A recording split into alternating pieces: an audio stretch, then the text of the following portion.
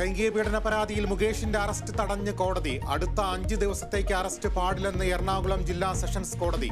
മുൻകൂർ ജാമ്യാപേക്ഷയിൽ സെപ്റ്റംബർ 3-ന് വിശദമായ വാദം. മുകേഷ് MLA സ്ഥാനം രാജിവെക്കണമെന്ന ആവശ്യത്തിൽ ഉറച്ച് CPI സംസ്ഥാന നേതൃത്വം. രാജി വേണ്ടെന്ന നിലപാടിൽ CPM.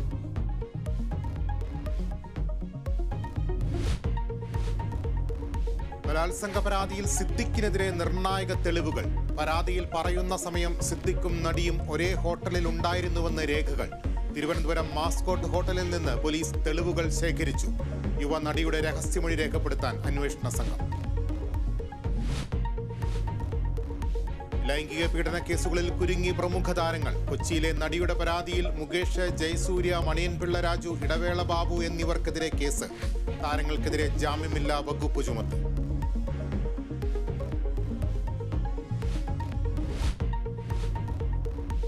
രഞ്ജിത്ത് മദ്യം കുടിപ്പിച്ച് ക്രൂരമായ ലൈംഗിക പീഡനത്തിനിരയാക്കിയെന്ന് യുവാവ് കേരള വിഷൻ ന്യൂസിനോട്. ബംഗളൂരുവിൽ വെച്ച് വന്യമായ ലൈംഗിക പീഡനം നടത്തി. നഗ്നദൃശ്യങ്ങൾ രഞ്ജിത്ത് പകർത്തിയെന്നും യുവാവ്. ഇടവേള ബാബുവിനെതിരെയും ആക്ഷേപം. ഇടവേള ബാബു തന്റെ നഗ്നദൃശ്യങ്ങൾ ആവശ്യപ്പെട്ടു. കാഫിർ സ്ക്രീൻഷോട്ടിൽ ചോദ്യങ്ങളുമായി ഹൈക്കോടതി. സ്ക്രീൻഷോട്ടിന്റെ ഉറവിടം കണ്ടെത്തണം. വ്യാജ പരാതിയിൽ പ്രതിയാക്കിയെന്ന ഹർജിക്കാരന്റെ അപേക്ഷയിൽ എന്തുകൊണ്ട് കേസെടുക്കുന്നില്ല?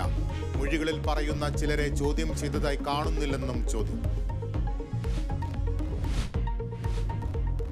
കേന്ദ്രമന്ത്രി സുരേഷ് ഗോപിയുടെ പരാതിയിൽ മാധ്യമപ്രവർത്തകർക്കെതിരെ കേസ്. സുരക്ഷാ ഉദ്യോഗസ്ഥന്റെ ഔദ്യോഗിക കൃത്യനിർവഹണം തടസ്സപ്പെടുത്തിയെന്ന FIR.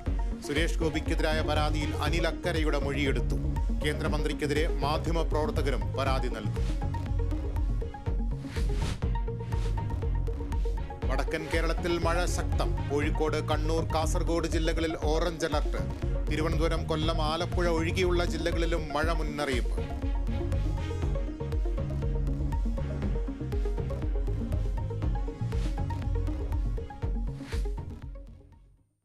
ലൈംഗികാതിക്രമ കേസിൽ നടനും MLA-യുമായ M മുകേഷിന്റെ അറസ്റ്റ് തടഞ്ഞ് കോടതി.